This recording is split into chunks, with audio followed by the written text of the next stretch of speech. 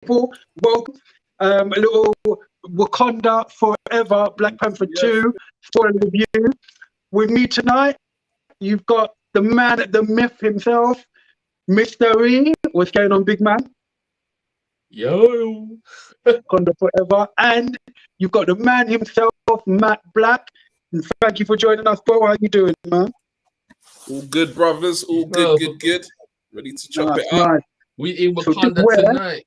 Yeah, so this is where we are going to be getting into a lot of spoilers. So people, if you have not seen the movie yet, I was going to say shut us off, but don't shut us off. We're just going to spoil it for you, so stay with us anyway. But what I'm going to do, I'm going to just give a quick 2-minute overview of what I thought about the movie.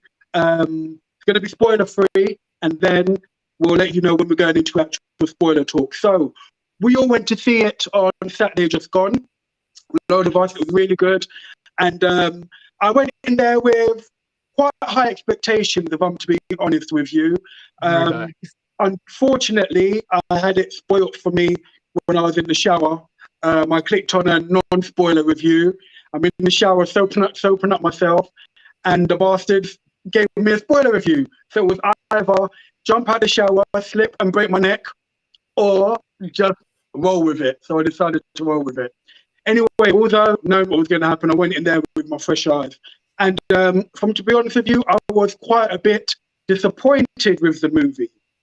Now, generally, the movie is paying homage to the great actor, the great man himself, Mr. Chadwick Boseman, who unfortunately died, left us a few years ago due to cancer. And he kept it very quiet. And it's a massive homage to him, which justifiably so it should be. But it's also a Black Panther movie. I didn't class it as a Black Panther movie myself. There's a lot of things about it which I wasn't happy about, which we are going to talk about in a little while. The movie itself wasn't too bad. It was okay, but I did leave out there disappointed. The antagonist, is that the baddie or is it the protagonist? Which one is it? No, antagonist, yeah, antagonist. All right, I shouldn't have doubted myself. The antagonist, Namor, as he's called in the movie. I think he was okay. We'll talk a bit more on him as well, but he was all right. I did like him as a bad guy. Marvel doesn't have a great track record with their baddies, except Loki, and I would say definitely Thanos. But I definitely did like Namor or bits of Namor, and there were some bits and pieces I weren't overly fond about. I gave it 6 out of 10. I haven't actually asked my guys what they gave it. We'll go through that in a moment. I gave it 6 out of 10, strictly because a lot of the choices that were made, I personally weren't happy with the choices that were made. I thought they could have gone a lot of different ways, and as I said, we'll get into that in a little while. But yeah, I was a little bit disappointed in regards to it. Enjoyed myself, probably really because of the company that I was with, to be honest. But enjoyed myself, and lads, let's get into talking about it. So guys, if you are listening, this is where we're going to start talking about some spoilers. Mr. E has got a list of questions or a list of topics that we're going to be going over, and we're just going to chat amongst ourselves. You've got the comment section there as well, so please, if you put anything in the comments, we'll see it, and obviously we can interact with you guys as well. So Mr. E, go for it, my friend. Well, I actually put it to Matt. How do you want to kick off, Matt? Where do you want to kick off with this? Where do you want to go with first? Because good point. Well, first I think we should follow. All right. Oh, go on. Go on. No, just basically follow up from Kalvin. Kalvin's obviously given his opinion. The great Kalel gave it 6 out of 10. So Meeks, just a quick overview what you thought of the film and your rating, and I'll give mine after. All right, my one's going to be quick because I actually wrote one already. On the website, wetalkfilm.com. Check it out. I echo a lot of what Cal said. To be honest with you, I still gave it 4 out of 5. I want to be honest with you because I still thought it was a good film overall, and I think they made the best of a bad situation, basically. Because I was trying to think how else they could do it. They made the worst of a bad situation. The fact they had to rewrite the whole film after his death, it's like you had an idea for a film and you had to change it up, come up with something different. I thought they did quite well with that. Like you said, I've got lots of choices and lots of things I've got issues with, but good tribute to Chadwick Boseman. I thought a really nice tribute to Chadwick Boseman. So for that touched my heart. I thought that was quite good, but bits and pieces of the film didn't flow for me. As a superhero film, and this is why I don't want to get attacked now. I don't want to get attacked for this, but as a superhero film, I had more fun in Black Adam. Don't hit me. No, nobody hit me. No. I came out Black Adam maybe because the expectations was lower in Black Adam, I guess. So I came out pleasantly surprised. Whilst on the other hand, Wakanda Forever had this like big, massive shoes to fill. So it's almost like impossible to reach that level. And I don't think they didn't get there for me. But I think so I'm not gonna duck their marks for that. Because I don't know how you carry on. I said to you guys before, a month or two ago, I said, without Chadwick, I said I don't think this is going to work. So my expectations aren't high. But like you said, I was happy because of the company we were going with. So I was hyped with everybody else like that for the company and for the night out more than I was for the film. Let's put it that way. But I'm sticking with my 4 out of 5. I think it was decent. I think they had an impossible task to accomplish. I think they did the best they could. Ryan Coogler, shout out to him. And Kevin Feige, they did the best they could. But yeah, it was never going to touch the original, in my opinion, without Chadwick Boseman. And the story, well, we'll come to that later. But yeah, it was decent. It was good. It was cool. It was nice. It didn't feel like it was rushed. It felt like they did what they came to do. Still giving it 4 out of 5. Big Mac. Cool. Yeah, just to touch on what you said, I was speaking to my boy the other day actually about Black Adam. He took his kids and he actually said his kids prefer Black Adam. And I get it in terms of like a superhero film. Black Adam will give you more of what a traditional superhero film is. This was not a traditional superhero film. Wakanda Forever is obviously a lot more somber, and it has to deal with the grief of Chadwick's passing. So it's probably one of the most saddest and depressing superhero films, not in the traditional superhero film sense. I really enjoyed it. I watched it twice. I watched it the day it came out, the Friday, and then the following day, the Saturday, with you guys. And usually when I watch a film a second time round, I'm a lot more critical. So I'm looking for things that aren't as good, and I'm looking at it with more of a critical eye. But I actually appreciated it more upon second viewing. Okay. I definitely, I would have given it a 4 out of 5 or an 8 out of 10. I thought it was very well done. Like Mystery said, very much they were dealt a very bad hand, and they did the best they could do with the hand they were dealt. I like the introduction of the characters that they brought in. Some were unnecessary. Obviously, it's a very long film. It's nearly 3 hours, but I never felt like it dragged at any point. Good mix of action. Not to say it was perfect. Certain things I definitely feel they could have improved on, given more context in, done better. But I did really enjoy the film. And I would say it didn't have the cultural impact to the original. Which is obviously clear. It's the first time that a black superhero film of that magnitude was being made on the big screen. So it was never going to have the impact in that regard. But in terms of a film itself, I'm going to be a bit controversial and say that I probably just maybe preferred it to the original, or thought it was as good as the original as a film. So yeah, controversial view. That's my little synopsis on it. Big Mac fighting talk. Okay. Provide that alternative opinion, bros. Can I jump in for 2 seconds? I'll probably give it 3 out of 5, seeing as we're going over the 5s. But something that both of you have touched on, which I think you said perfectly in regards to Black Adam being more of a superhero movie than this movie here. Totally agree with you. I would even argue and say that the Marvel movies, they're not actually superhero movies. To me, anyway. To me, you've got like the DC ones, they seem like superhero movies to me, where the Marvel ones, they don't. And I don't know if I can fully explain that, but I guess it's because you've got Iron Man flying about and Rhodey flying about and Thor with little hammer flying and all that stuff. But with DC, you've got the Superman, you've got the Black Adam, you've got the Aquaman, which pretty much his name more anyway, but we're going to that in a minute. And it's just the spectacle of those, although the movies may not be as good as the Marvel ones, the spectacle of those seem more superhero movie-ish. I'm not sure if I'm making any sense to anybody but myself. That happens a lot recently, but I get what you mean. Yeah, I don't know if you guys get what I mean, but I agree with you guys when you say that Black Adam seemed a lot more superhero-ish. But I would say that about most of the Marvel films, they don't come across as superhero movies to me personally. Do you feel that, Cal, that's something? Do you feel that they've never been superhero films, i.e., from Phase 1 back to Iron Man, or do you feel that they started off like that and then as they've gradually progressed, they feel less and less like a superhero film? I think it started off like that, but I do think that, and I think we'll probably get onto this, Phase 4 is just a no-go for me, plain straight, pretty much. Cancelled. Cancelled, yeah. But yeah, they seemed all the way through. They don't seem like superhero movies. They're action movies with some elements within them. However, I see the DC movies, like Wonder Woman, and I see them as more superhero movies, to put it. But again, that's just my own thinking on it. You know. All right, I've got first question.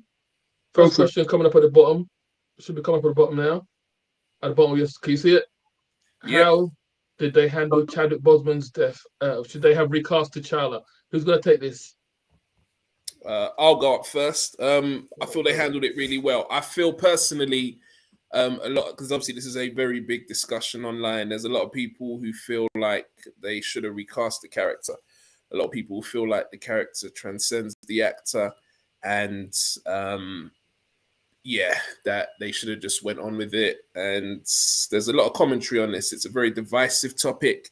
I get it. Black Panther, the character, is a cultural icon. The first film was so iconic and was so special and important to the Black community. I understand why some people feel like a decision to recast might have been best, but I feel that that's definitely missing the personal touch about this.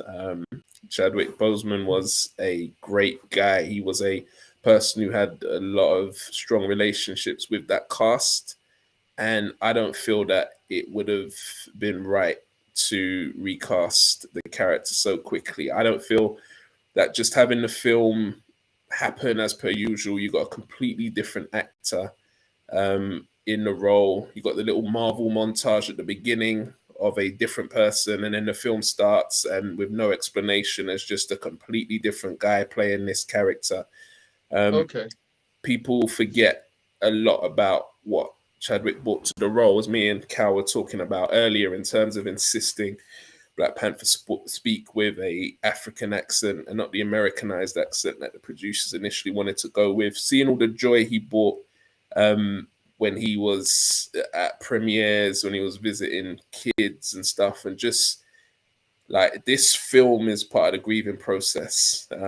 It's mourning. What they decide to do with future iterations of the film, there's so many ways they could go to bring T'Challa back, be it variants, be it future versions, his son, spoiler alert, whatever.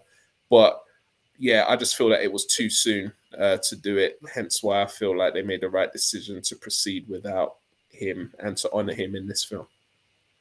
I think they should have recast it. I think they should have recast the role. I would have been happy with a 10-minute montage at the beginning, honoring him as they did.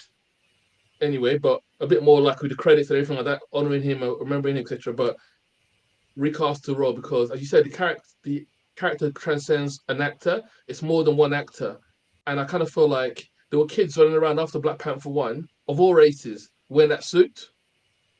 And I'm not saying they're not going to wear it because obviously someone else is wearing it now, but they're connected with that main character, the swag he brought. And I would rather find another actor, because I'm sorry, Chadwick was great. Chadwick was really cool. I love Chadwick. He was really cool, but he's not, this is going to sound really harsh, he wasn't unique. There are thousands of Black American actors who are dying for a role to like that, to elevate them to that status. who are going to work hard at that, who are still struggling to get a role like that. And I think, why not give somebody a shot? Chadwick was given a shot. Why not give someone else a shot? Now, he went, let me see. Did you say, don't recast it because obviously he's passed away, but I'd rather do a memorial to him. But in terms of the role, I mean, they've recast before. I mean, I preferred Edward Norton's Hulk to Mark Ruffalo. I know he was difficult to work with and blah, blah, blah. I preferred him, but they didn't explain that, did they? I mean, they've joked about it in She-Hulk now, but they didn't explain recasting Hulk across that side. They didn't explain recasting Rhodey. Meeks, sorry to jump in, but that's a different. I think that's a bit different. False equivalence, complete false equivalence. And what you're getting is a lot of people who are saying this is a unique circumstance. There hasn't been one film situation like this where an actor has died in production, during production of the film. The instances you talk about, the actor didn't die. And if you can find an example of an actor dying and they've recast, they haven't started filming. Yeah, no, but still, it was during production. Script was written. Okay, he was supposed to pre-read the script, and I get. Yeah, like, but they wrote a whole new film. They wrote a whole new film based on the fact, obviously, after he passed. But okay, not as far. But Christopher Reeve, they didn't bring him back for Superman. They recast. Christopher Reeve didn't die during the paralyzed. He was done with. No, not during the process. Not during the process. We were not filming Black Panther yet. They were writing. They were writing at the time. They hadn't started filming.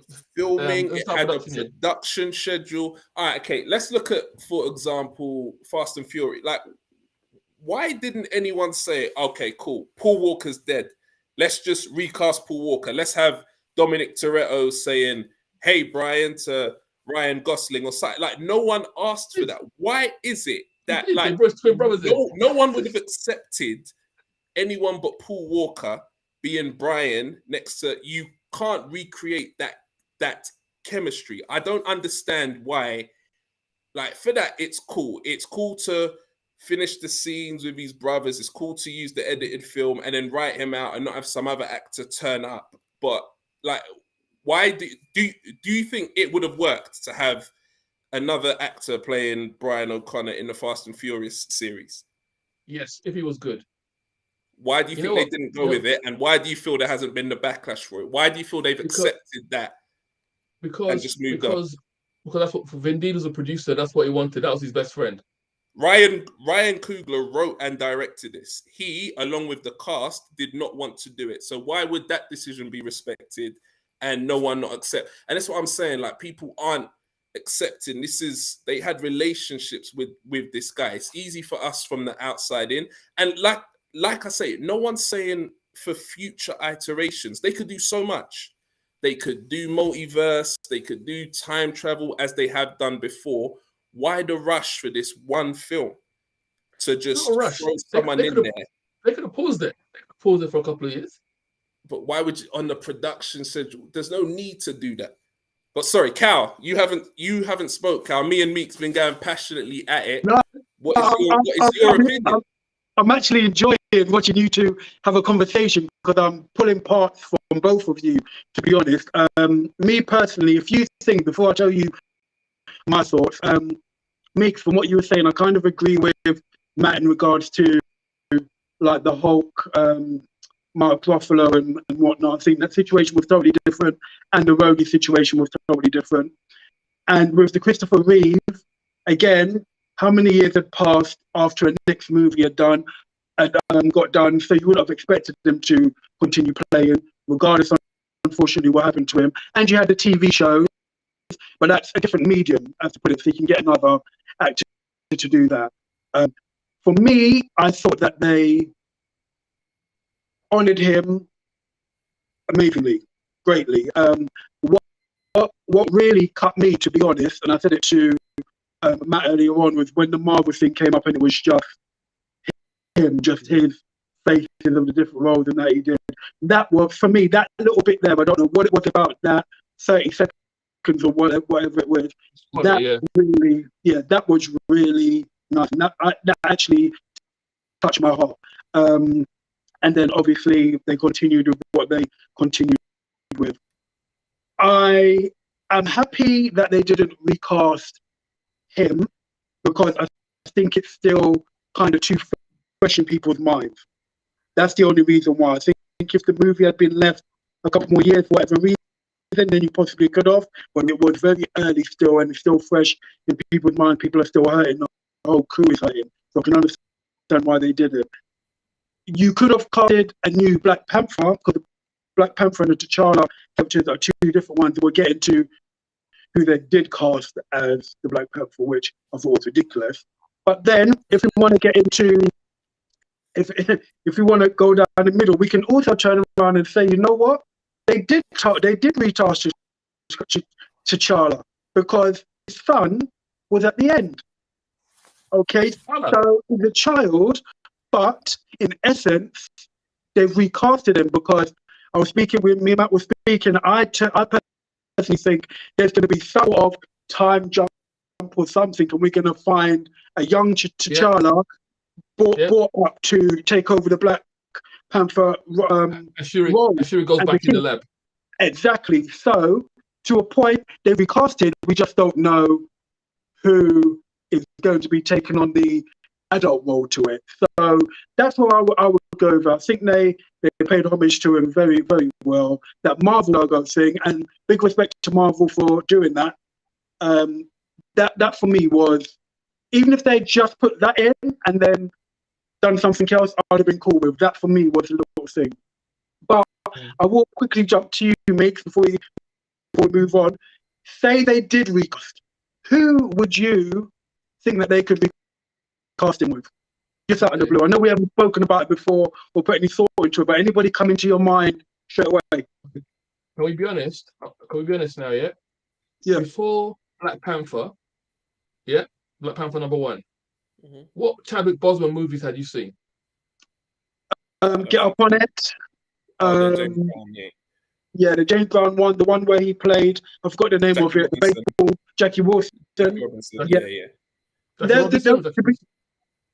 What's that? Was it Jackie Robinson? Anyway.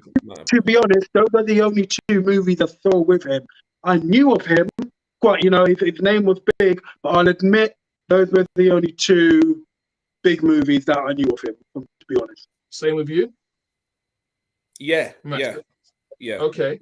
Now, I've seen him passing, but I hadn't watched a Chadwick Boseman movie before Black Panther. Okay. I've probably seen him in passing in like side roles or something like that, but I didn't. He's not someone that stuck in my head that said, "Oh, who's that dude? I don't see that dude again." Yeah. So to me, I went into Black Panther 1. He was an unknown to me, and from that one movie, he went from an unknown to somebody I thought like, I love this guy. But you knew of him though. You knew of him, even though he was unknown. Only slightly.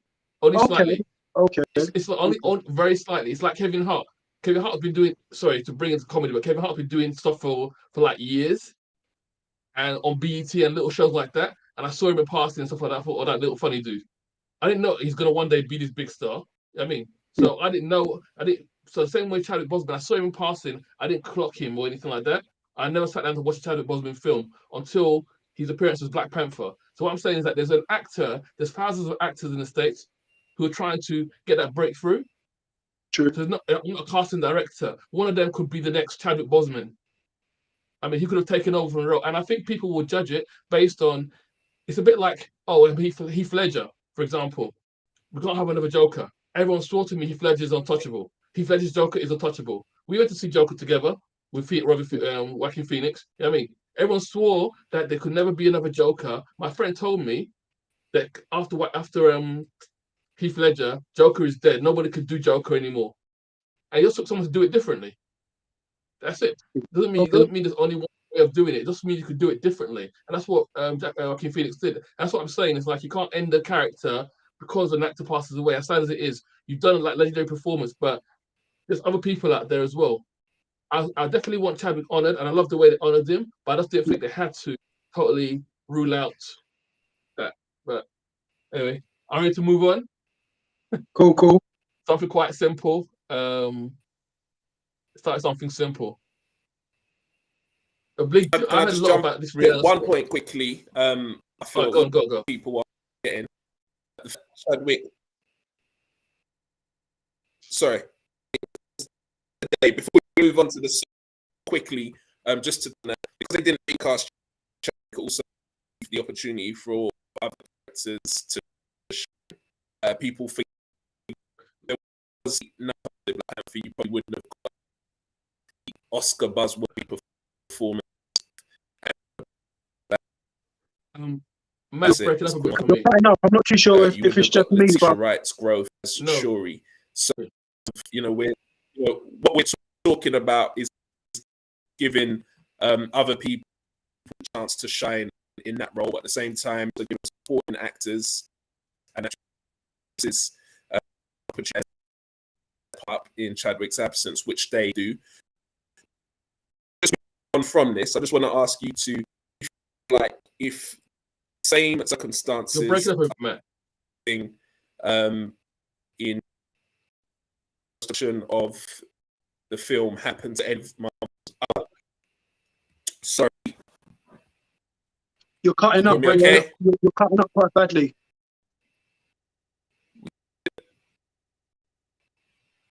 Yeah, You're frozen and you're cutting up. Yeah, go on. Shoot, sorry, man. I Try don't now, know Matt. my Wi-Fi. Oh, I see me perfect. Try moving. Yeah, we're losing you a little bit. Try Matt. moving. Right. Any better? Just yes. Yeah. Let me try relocating. You're While frozen Matt's again. Bro. relocating. Frozen. Back. While Matt's relocating, anybody that's online now that's joining us that believes they should have recast Chadwick Boseman. Oh, he's on the move. Any better? Yes. Guys, am I back? Yeah. Go. Yeah. Oh. Can you see me? Yeah. You were asking us a question. Sorry about that. I had a little issue. Sorry. The question I was asking is, do you feel that in circumstances with any of the other big Marvel characters, if they had passed in similar circumstances, do you feel they would have recast any of their roles? So if Robert Downey Jr. died just before Endgame, do you feel they would have got another actor in for him? If Scarlett Johansson died, do you think they would have brought in a new Black Widow actress? If Chris Evans died, would they have built, like, do you feel in any other circumstance there would have been clamour for them to recast any of the other leading Marvel characters if they passed? And would you have called for it, accepted it, wanted it, or disagreed with it? Go on. I think they would have recast Robert Downey Jr. as Iron Man because it's integral to the story. Yeah. You can't have someone building they're not going to rewrite the whole phase. I mean, they've planned everything around those characters, so they have to have somebody in that position who's going to come up with this time machine. I mean, those roles, they've written those roles into the whole story, and rewriting one part will be rewriting affecting a bunch of other movies as well. It was. I mean, so the last film. Say, if it was the last film, Endgame. Say it was Endgame. Yeah. So it was wrapping up the series. There's no other films moving forward. Would they have recast? I think they would have.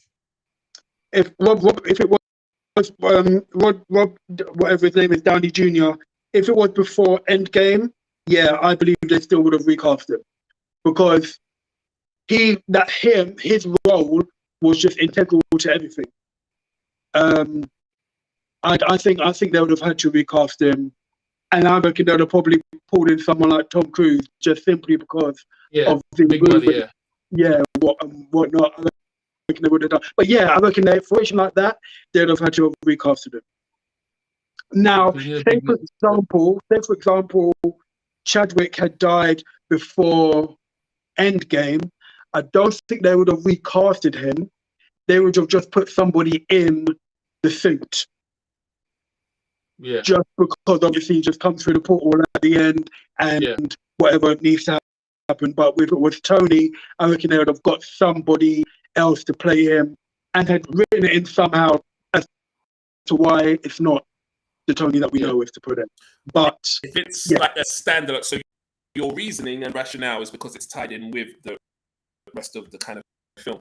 And that's a good point to touch upon, because there is an argument about, okay, cool, they didn't have to recast Chadwick per se, but they could have given him a better exit, because obviously he died off screen. They could have had someone in the suit. They could have done something a bit more heroic, a bit more triumphant. You didn't have to see his face per se, but it was especially poignant. It was especially poignant. I felt personally, I kind of mimicked real life with.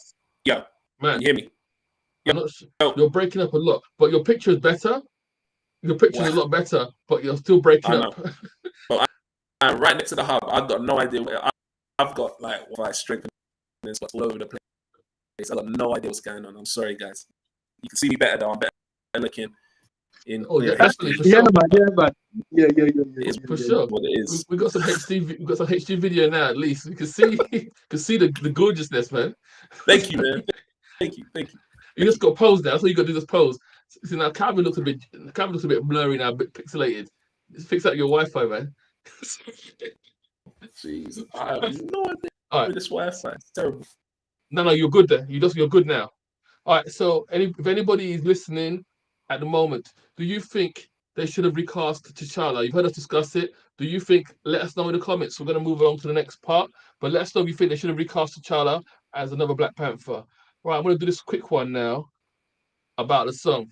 Now, Rihanna kind of given up on music, queen that she is, but she came out of retirement to bless Black Panther with this song, "Lift Me Up."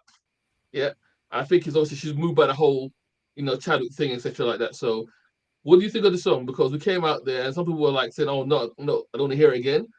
And my girl there was like singing and blazing it off. It's like, what do you think of the song? Good. I'll take this one first.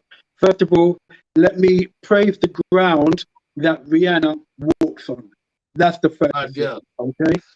Second of all, since she's had that baby, she's got that little baby weight on her. Yeah, okay. Third, in regards to the song, I could not tell you what song you are talking about. I haven't got a clue. I haven't got a clue. Right. I mean, the one that played at the montage during the end. The one that played at the montage during the end when Shuri's in a dress and the sun comes and lift me up. All right. Well, yeah. I didn't realize it was her. I didn't know that's the name of the song. Yeah, I can't really had a big comment on it. I think the soundtrack throughout the movie was beautiful, was great, but I couldn't tell you what was Rihanna's song, what wasn't. I don't have a clue, guys. She looks good though. She does, yeah. I thought that. Someone.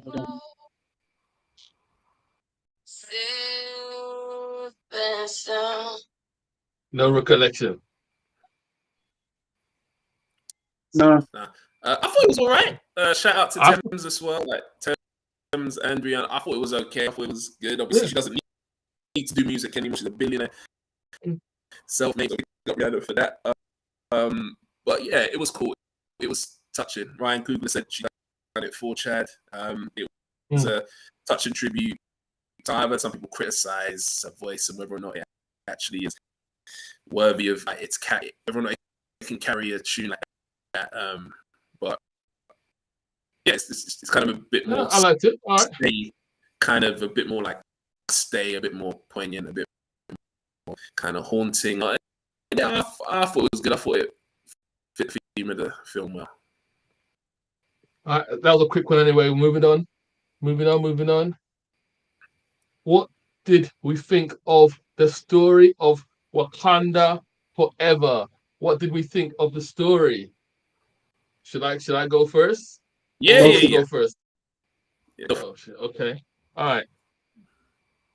Now, I thought the story was just okay. I don't think it was terrible. I want to be honest with you. I don't think it was terrible. I don't think it was great either. As I said to you at the start, they did the best with a bad situation. The fact they had to come up with this, I guess, alternate storyline for, because obviously the whole thing of Wakanda not having a protector, that wouldn't have come up if Chadwick was still alive. So you can imagine that's the whole basis of the whole vibranium thing. Wakanda's vulnerable, hasn't got a protector. That would have been the storyline if he was still alive. So they had to obviously create this whole storyline around vibranium. But I think it does make sense, vibranium being a highly sought after raw material, and people would be trying to go to war for it. Yeah, but as you said, with Black Panther around, nobody would dare go after Wakanda for it. Again, I didn't grow up reading Marvel comics, so I don't know if in the comics Namor's land, if they had vibranium in the comics. I don't know. That's something that's been added to the movies as something that's a new factor, because I said we understood that vibranium only existed in Wakanda. That's So I don't know if that's something that's just linked to the movie. That's just linked to the movie. Okay, so it's not vibranium in the comics. Okay, because I didn't buy that. And the reason I'll go into reasons a bit later, but I didn't buy that side of the story that there's someone else with vibranium and they can somehow sneak past Wakanda's defenses. It just seemed a little bit haphazard. A lot of the movie to me seemed like it was they were making it up as they went along, and that's obviously not true. Someone spent time to write it, but it just seemed a little bit haphazard. Like, oh, suddenly everything we built up at Wakanda in Part 1, these guys can just somehow go on the water and sneak into Wakanda, and it's like, I don't know. Yeah, I didn't think the story was that strong. It was okay. It served its purpose. But I think the main story of Wakanda Forever is always going to be Chadwick Boseman, bigger than anything else. That was and in the lack of Black Panther rather than the hunt for vibranium. I think that's always going to overshadow any other story. Anybody else? What do you think of the story? Sorry, go on. No. Okay. For me, the story was a story of convenience. Yeah. Again, a lot of what you've just said. In the first movie, Wakanda was in the middle of nowhere, surrounded by pure land. All of a sudden, there's a sea and it's getting flooded. I'm like, really, dude? Queen Ramonda said she walked for how long to get to a beach? Woman, you don't walk for how long to get to no beach, okay? It's meant to be in the dead middle of Africa, and you're walking how long to get to a beach? Get out of my face. It was too much coincidence. All of a sudden, there's vibranium under the ocean. Under the sea. All of a sudden now, when he comes out of the water, he's wearing vibranium. There's vibranium all over him. So when he gets hit, the thing, nah, man, convenience. No. No. All right. Big Max. I just want to touch on, because obviously we all know the film was rewritten and a completely different film was supposed to be. From what we saw, there was a completely different film originally devised. But Ryan Coogler gave an interview recently. He was asked what the original film was actually like. And I'm not sure if any of you guys caught this, but he did say that it would have been set after the snap in Infinity War, and it would have dealt with voids left by the Black Panther, because obviously Black Panther was gone for 5 years during the snap. There are kind of parallels with the film which was originally conceived and the film we saw, in that there was no Black Panther, and it would have been with Candace's journey without a Black Panther, and how they reacted to that. So as much as we're saying, this film isn't the film that was originally conceived, there's still elements of that in what we did see. Again, they were a victim of circumstance. I feel they've done what they could. Story, I feel, was okay. There was some potentially. There's been a lot of talk online of potentially shooting characters in. We'll discuss that when we talk about the characters we didn't like coming up the story in and of itself, I get it. It had some good arcs within it. So yeah, I was a fan of the story. I thought it was good given what he had. I'm gonna pick up on your link there. You just move us on to the next question. Characters we liked, characters we didn't. Okay, I'm gonna follow up on that real quick. Okay, Riri Williams, Ironheart. There's been some talk that she was potentially shoehorned in and she didn't have to be in there. Some people found her downright irritable from what I've seen from certain reactions online. I really enjoyed her character, and I get it. For some, the Disney Plus series, you don't have a Disney Plus series, and they need to introduce a character somewhere. So you may have to shoehorn certain characters in, but I felt she was funny, she was refreshing, she was realistic. And yeah, it was good to see a young Black lady put in a positive light, smart, intelligent. Yeah, I found her character funny, charming. It was really good. Martin Freeman's Everett Ross, whether or not that was kind of shoehorned in, could probably have taken him out, and the whole kind of CIA storyline with it. Shed some of the film, made it a bit more slimline, a bit more focused on other characters. They didn't really serve a purpose.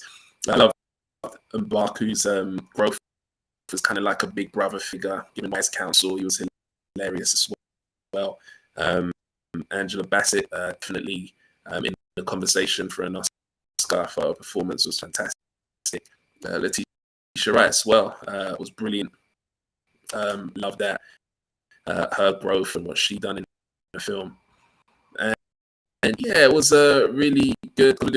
Good spoilers. Obviously, it was great to see Killmonger back, albeit briefly. Namor, I think we're going to talk about separately. Mystery, is that correct? Yeah. Okay. So I will cut. Yeah. So I will cut it there and pass it on to one of you guys to continue. Are you ready? So all right, so I'm gonna put this a bit differently now. As Big Matt said, he had a few people shoehorned in, had to be there for whatever reason. Yeah, Everett Ross, his wife, whatnot.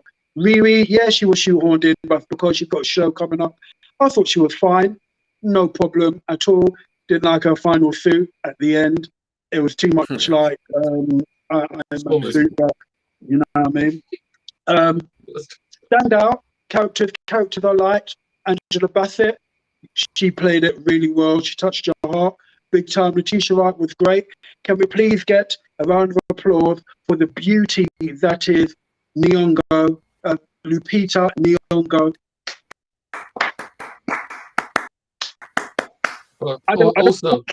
I don't care what her acting was like. She just looked tremendous. Thank you. Denai Guerrero, Okoye, amazing as always. And I tell you who I wanted a lot more of. I wanted a lot more of Michaela Cole. She played, can't remember her name, one of the girls that wore that blue ridiculous outfit. Because I'm a massive fan of her. I said the little bit that she had in there was really good, and I wanted to see more. The person I did like was Black Panther, but we're going to get onto that later. I did like the Black Panther. You like Shuri, but not the Black Panther. Yeah, thank you very much, ma'am. Yes, sir. All right. Okay. I'm trying to keep. You guys have touched a lot. Now, I'm going to start with who I didn't like. I'm the exact opposite of you too. I did not like Riri Williams. Not one bit. I found her irritating. Wow. I found her not at all charming. I found that whole 1 minute is like, oh, she makes me super smart, badass, and next minute she's like, oh, Shuri, don't leave me here. Oh, Shuri, I was like, you know what? I was like, oh, please, just move the camera away. I did not like her at all. Wow. And then when they tried to mimic not even the slightest, Matt, it's like I wouldn't even watch a show that's got her in it. That's how much I didn't like her. Now, that's my opinion. And even when they tried to mimic the Robert Downey Jr. scene where she's making her suit and stuff like that and hammering and stuff like that, and I was like, I don't feel like she had the work that I mean, I've got my issues with Robert Downey Jr. Yeah, I've got my issues with him, and I think he tried to make the whole MCU about himself. Yeah, but Iron Man 1, yeah, I feel like he earned that suit. I feel like he was a bad boy. I feel he got captured. He got beat. I feel he was in captivity. I feel he hammered and worked on that suit. I feel like the whole thing to get to Iron Man, learning how to fly and everything like that, I felt his journey. I felt his whole journey. This one, she's like, yeah, I've got an Iron Man suit on my roof, by the way. Let's go. I can fly this thing. I've had it all the time up here. And then Shuri's saying you can't take the suit out of Wakanda, but she already made the suit in America, so that doesn't even make any sense to me. It's like, so there's so many issues I had with Riri Williams, Ironheart, so many issues. I did not like her at all. Namor, we're going to come to later, as we said. Namor later. What did I like? What did I like? Basically, everybody I liked from Black Panther 1, I liked again this time round. And they stepped it up. And you said, M'Baku, he brought his original charm, his original gruffness in there, his still attitude, but you said he then expanded it as a big brother role as well. I thought excellent. Love M'Baku as he goes. Who else did I love? Shuri, I think Shuri did well. She had a lot to carry. I thought the film was put on her shoulders a lot this time around, which means that while in the first movie she was the adorable geek little sister with the funny comments and a little bit of comedy relief, the tech gadget, I think this time she had to do everything in a way. She had to be the hero. She had to be the grieving person. She had to be the, I mean, she literally, everything's happening to her in this movie. So I think there's a lot on her. So she couldn't be the same sort of character she was in the first one. I kind of missed that. That sort of like the spark she had in the first one. I didn't see that spark here, but I understand why, because she had to carry the movie. So fair enough. Big up to her. Angela Bassett, as you said, I think she done well. I don't know about the whole Oscar thing and thing like that, because from my point of view, I've seen Angela Bassett, unlike Chadwick, I've seen Angela Bassett in so much stuff, so many roles, comedic roles and serious roles, and I don't think that's necessarily her best performance. I think we're feeling it more because of obviously the situation with Chadwick, etc., and what she's listening. But I don't think I've seen her better. I think I've seen her better in stronger films, to be honest with you. But she did a good job, so not taking anything away from Angela. Don't know why they had to kill her, but we'll come to that later. I think that made any sense, but come to that later. And I have to echo what you said about Nakia. Now, from Nakia, repeats her and go, I'm sorry, yeah. I'm sorry. Nobody's seeing this woman truly. Apart from bringing that curve in there, apart from looking good, yeah, my girl was like James Bond. She was on an island chilling. She retired from the game. She retired. She was like, you know what? No, I'm done with Wakanda. You know, I'm not gonna chill and be a teacher. That's how they start every James Bond film. And then, you know, Her Majesty's Secret Service, the Queen comes to tell you that, you know what, we've got a mission for you. She's like, oh, I'm not that person anymore. I can't do that anymore. The Queen's like, please, your country needs you. My girl's like, all right, I'm gonna learn a new language. I'm gonna infiltrate an underground kingdom. I'm gonna rescue the princess and bring her home. I was like, yes. You know what? Yeah, this is your. I was like, and nobody gives her any props. Actually, let's see. She just literally, she did the whole film. Straight. She came out of retirement, went into Talokan, rescued the princess, and took her out, and nobody even saw her coming. At all. I thought Nakia, Peter, you get my respect for that film. So in my opinion, and I told you guys the other day, she is my MVP for Wakanda forever. She is my MVP. She's like, and she don't get enough props. So that's all I can say. Not only that, she was also dating the king. She also had a baby with the king. So she's like she got hands in every pie. She's pretty much like a queen, in fact. But so yeah. As you can tell, I really liked her role in there. I think she is consistent, and I think she expanded it, and I think she did the same spy shit. I like that spy shit that's undercover, but also then like the fact that when it's a big battle, she's also there. I mean, side by side, everybody else, she's also fighting, and she's got some unique weapons as well. So I think to me, that's a mini series I'll watch on Disney Plus. If you listen to Disney, give me a Nakia series like that. Because my girl goes on Wakanda missions. She can fight everything. Look good. So yeah, that's me. That's who I liked. But what they said is like.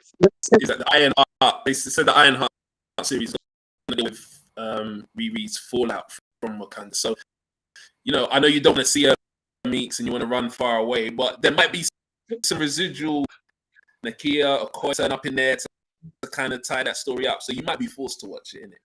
Let's see what happens. Might be forced to, What I will say as well, sorry, just a quick one before we go on to the next one.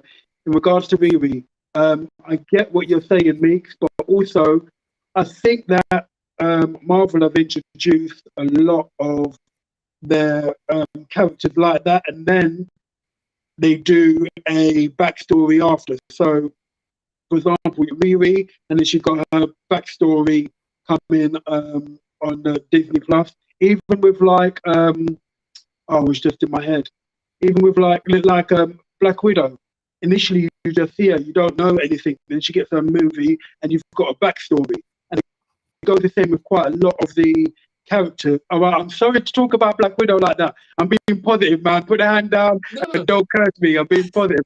I'm just saying that they introduce a lot of characters in one way, and then at a later date you get backstories. So I think that's probably what they were doing with Riri.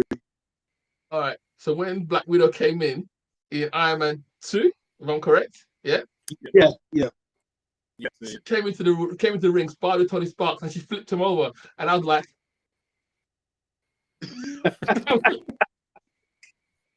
I didn't know nothing about Black Widow. I didn't know nothing about her backstory. I don't know where she came from. The Russian don't. I didn't know nothing about that. I saw her flip Tony Stark in the ring, and I was like, shit! I think I just found my wife. You win. Go on, man. Go on. So, yeah. All right. Let's see what we've got next. We've done a story. We've done Chadwick. Okay. We've mentioned him now. Let's jump onto Namor, or Namor, as we call him. Namor. No more love. No more.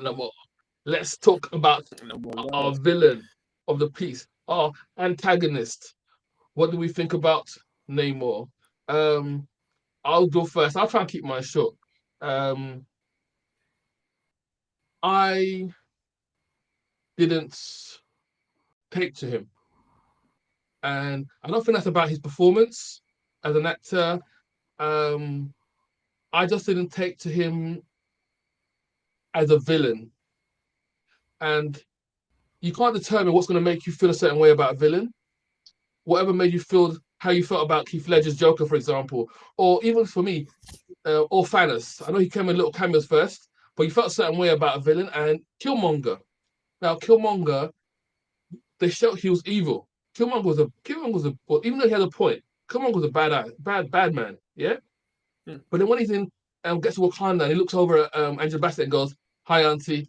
You're thinking, this dude's got that charm as well. He's like, I just felt like physically imposing. He's got charm. He's got the gift of the gab.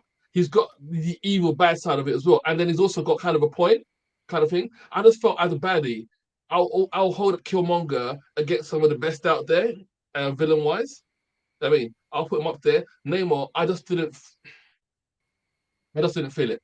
I don't know why I didn't take it. You guys go. I'll take this. I'll take next. And offer a contrasting view. I felt he was fantastic, personally. I felt he was menacing. These talks to Ramonda on the beach.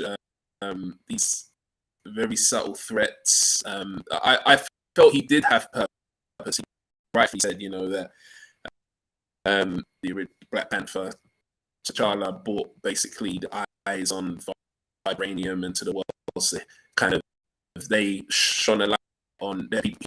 His motives were clear. His motives were understandable. You could kind of relate to what he's saying. I felt obviously he wasn't physically imposing, and there's been a lot of commentary on that.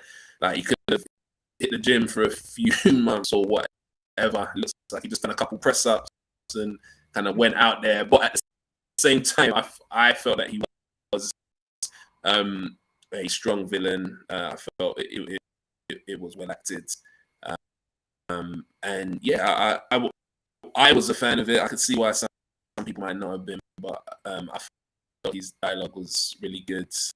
The backstory and his motives you can understand. And yeah, I enjoyed it. So he brought. Sorry, Cal. I don't think to what Matt said.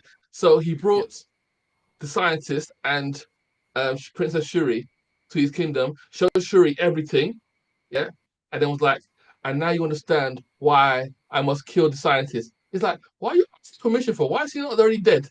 I know because it's really I wanted her dead, but why is she not already dead? Why is she still alive? All this, like, I'm explaining to you, and it's like, not just remember, not just the scientist. He wanted to go to war with the surface world, didn't it? Like, he was very much go to war then. Go to war then. No, but he felt he needed the Wakandans basically. He didn't. He already said he's got more soldiers than Wakanda has blades of grass. He's really more powerful than Wakanda. He wanted to. He's really more powerful than Wakanda. He said he wanted to know they stood against him. On board, because he said himself that he was kind of victim to his hope of kind of collaboration and stuff, and he thought hence why he done the whole charm offensive, showing her everything. He hoped to get an understanding and build an alliance, which he touched on at the end of the film when he said, "Well, it has no allies, and they'll ultimately need us." He appreciates and understands as a leader that they're stronger together, and between the two of them, they could basically bad up the whole world in it. So he was very much like looking at it from a strategic view, I felt. No, but he really knew he didn't need Wakanda, though. He didn't need Wakanda. He said, I've got more soldiers. I'll come back and you guys bring me the scientists or I'll wipe you out. He already knew that he had more soldiers than them. He had more powerful soldiers than them. He didn't need them. But you'd rather kill her mother, but leave the scientists alive. It's like, we get bad guy tropes like that. Like in Bond, when Bond villain ties up the person and then he's like, he keeps you for half an hour, explains the story to you. That's what it felt like. Sorry. I'm like, you know what? Just kill him. I'm telling you like 10-year story. It felt like an old 60s Bond film where it's like, now Mr. Bond, now you understand why we must rob the world of the gold. And this time is like, you know what? You ask them to bring you the scientist or you're going to wipe out Wakanda. Yeah, you got the scientist but being guarded by two people. I'm sorry, it just didn't. The whole motivation, the whole thingy, it just didn't work for me. And you know what? You can take out these vibranium searching machines quite easily. You can mind hypnotize, and that vocal, you know, hypnosis, make him chuck himself over the edge. It works sometimes, but you didn't use. Yeah, I just felt it was out of whack, out of balance. Sorry, I've taken your time, Cal. Go. Sorry. No, it's all good. It's all good. For me, you guys have seen the original House Party with Kid and Play, right? And you know, at the beginning when they're at school and Kid gets beaten up, and Martin Lawrence turns around and says, "You went out like a sucker." You remember that bit? Yeah. Namor went out like a sucker. Okay, they did him wrong. Okay, first of all, I did like him very much. And I understand his motivation behind it. You got to remember as well, they won. The Wakandan people, they were on the edge of that boat. They were ready to get fling off. Okay, so they actually won, playing straight. But he went out like a sucker. Marvel did him bad. There is no way that dude should have lost. No way. And he was doing too much monologuing. Kill the bitch. Done. Finished. So that kind of element let me down with his character. But him, generally, I liked the way he was. He was nice and calm, nice and chilled. Yo, that's me at times. I like it. You know what I mean? I like the way he went about it. He was looking after his kingdom. He was doing what Black Panther would do for his kingdom, for Wakanda. He was doing that for his home. He thought that they were threatened now that they had found the vibranium. So he was just defending his people, saying to Wakanda, "You lot got vibranium too. Can we link together?" They said, "No." Boy, fair enough. That's what it is. I liked him. I like parts of his character, but I don't think he went out like a sucker. That's me, nice and quick. Compare it to the end of Black Panther 1 with Killmonger, when he's like, say, you know what, I said, something about his ancestors who rather jump over the edge of the boat than live in chains and stuff like that. I mean, it's like you said, that's a strong finish. That's what I mean. Yeah, Killmonger's no. Killmonger was stupid. Let them save your life, man. Spend a little time in jail and go back to your business. You're cool. All right, come on now, man. Killmonger, no. Trying to say, I get you, dude. You're a young man. You had at least 40 years left to live. Go up in there, sit down in jail for two minutes. Say, all right, yo, you got me, send me back to America and I'm cool. About dash me over in the water. Get out of my face, man. No. Not having it. No. All right. Since we're on Namor, yeah. What do you think of the kingdom of Talokan? He's underground. He's equivalent to Wakanda. What do we think? I'll jump in quickly and I'll finish with that one a minute ago. So I thought the kingdom was nothing overly special.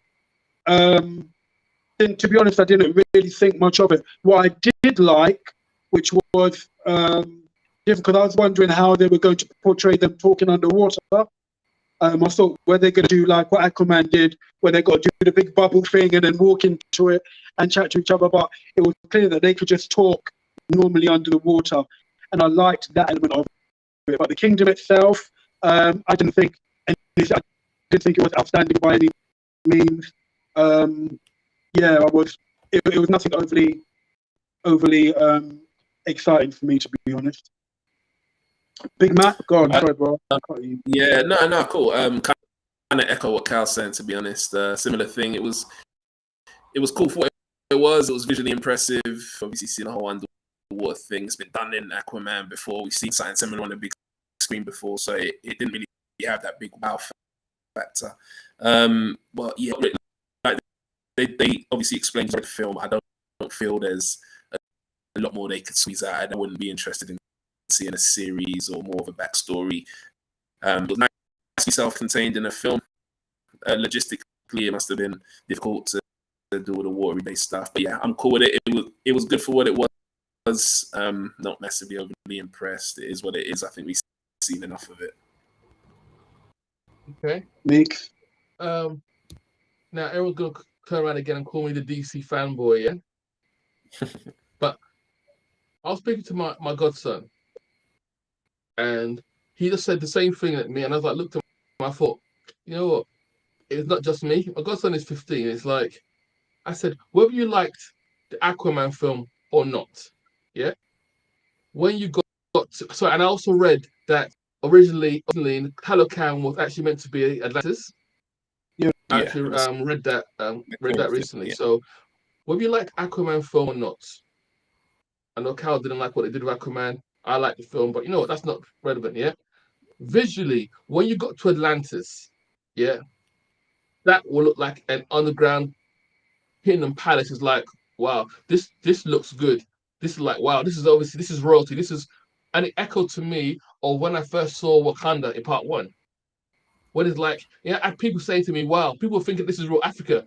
They were like, they want to go to Africa now after seeing Wakanda. But it looked just that technology, and I was like, you know, this is fantasy, guys. This is fantasy. But people, it sort of gave that big shout out to Africa, because people were thinking, wow, I mean, this is what Africa is like, sort of thing like that. When I saw Talokan, which is meant to be paradise, yeah, I was like, wow. I thought, look at the rust on. It looked dark, dingy. It looked unimpressive. It looked uninspirational. Now, what I don't understand, if you're going to say, because I had a discussion with someone, and they said to me that this is the effects of man's effects on the ocean. That's why it looks like that. And I said, if that's what they're going to make the story as, then fine. Yeah. But this is actually a hidden kingdom, and they have the same vibranium that Wakanda has. Yeah. So why your place look so shit? Why does your place look so dingy? Why does it look so rubbish? Even when they went down there to give Shuri, they would have given Shuri a suit, swim around. They gave us some 1960s big bucket suit. It could very well be that they have the vibranium, but not the brains like a Shuri behind it to kind of mine it and make it work. But yeah, I am not offended. I agree with you. mystery. when I they hit can't the even. water, Yeah, when they hit the water, I thought we're gonna go.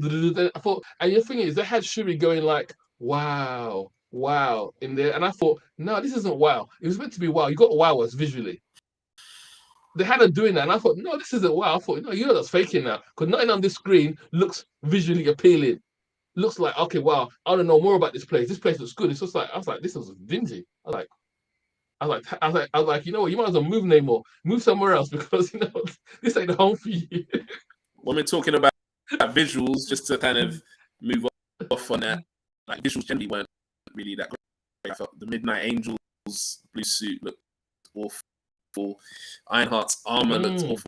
Black Panther didn't look right in certain scenes. I felt the CGI generally in visuals weren't that great in this film, but that's another story. Ironheart, someone put a side by side of a is it a transformer or something like that, or something like that, and it just looked, it just looks bad. Yeah, it wasn't great. CGI wasn't great. I think a lot of the visuals, a lot of the CGI in the movie was bad. A lot of it was bad. Yeah, it was too. Yeah, a lot of it I didn't think was great at all. Okay, all right. Let's move on. What we got next? We've got let's touch on this now because we all like Angela Bassett's performance. Did they need to kill Queen Ramonda? Was it necessary? How? I'm asking you. Okay, they had to kill her because they needed to give Shuri that extra little oomph. They needed to kill anybody. They could have killed anybody. They could have killed Okoye. Anybody. Yeah. Anybody. No, but it wouldn't have had the same. It wouldn't have had the same. Wouldn't have had the same effect on Shuri.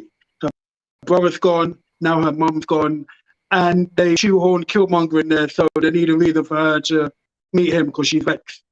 So that was the reason behind them killing her. Apart from that, there was no reason for her to die. But they did it simply to further on Shuri's story. That's what I think. They didn't have to kill her, but they did it for the plot. That's what I believe. Right. I would have said more or less. Yeah, I would have said nearly verbatim what Kalvin said. It was her death was a device for Shuri's growth. I read an interview that Angela Bassett gave where she herself said that she initially fought against it when she saw the decision was made to kill her character off. But I will say, to further the discussion, ultimately, where much further could they have gone with her character? What more could they have done? Had she really reached her peak, the end of her arc? I'm not sure what else they could have squeezed out of it. It was obviously a very emotional film with lots of different emotional hits, and this was just another one that they added. I was sad to see her go. I wasn't shocked because like I had the whole film spoiled for me. My own fault. Yeah, that was heart-wrenching. It obviously gave Shuri the fury to kind of develop in her character and the grief. So yeah, sad to see her go. I understand why it happened. It didn't need to happen, but it happened. But also, they made her go out like a punk as well. How are they? No. I'm sorry. I'm trying to be. You see, listen, for those of you watching, I'm always cussing about something. These guys will tell you. So I'm actually trying to behave myself and be professional, but certain things need to be said. She went out like they made her go out like a punk. Okay, she could have gone out so much more better than that because you don't already know from her years in royalty that she's got a little bit of skills. They could have made her gone out in a blaze of glory, not go and try and catch the little girl, fling her up, and then Tooth, how's she dead?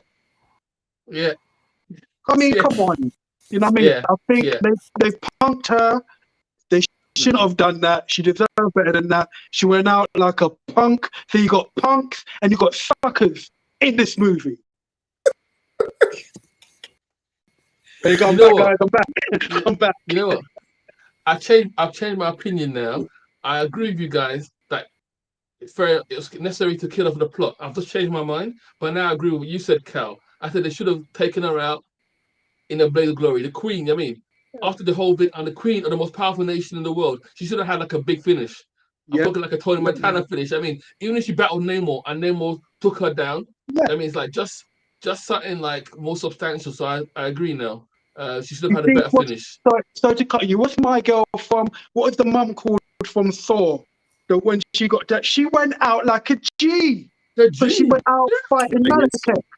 You know what I mean? Yeah. She went out like a G. Yeah. Don't punk Angela. You know, she back against Ike Turner. Don't punk Angela. What's love got to do with it, man? There you go. No, man. Cougar should have known better than that, man. Sorry, I'm done cussing now. I'm sorry. So we agree. That's so good. So we agree that it's okay killing her, but they should have done it better. She deserved better. I agree. I'm agree with that. I agree with that. All right. Now, a big one, I think. Is Shuri the right person to be the Black Panther?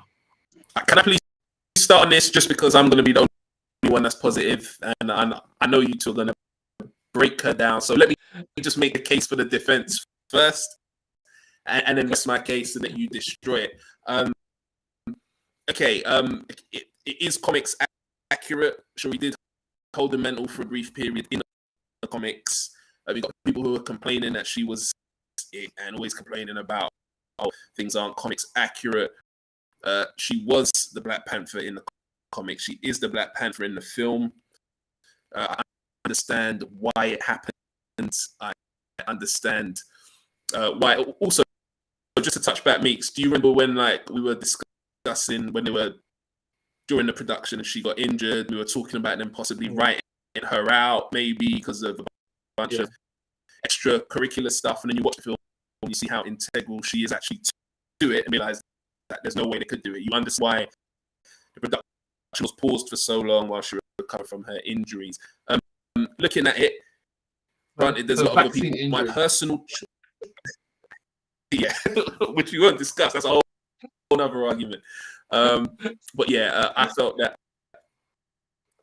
personally, I would have seen Killmonger reprise the role of Black Panther. If it wasn't going to Killmonger, I understand why they done it with Shuri. And as me and Kalvin were discussing previously, and again, where people don't really appreciate the personal touch, Chadwick was obviously, because a lot of these people friends with these people. Some people might not have just wanted to take the mantle on, maybe diminish his legacy for whatever reason.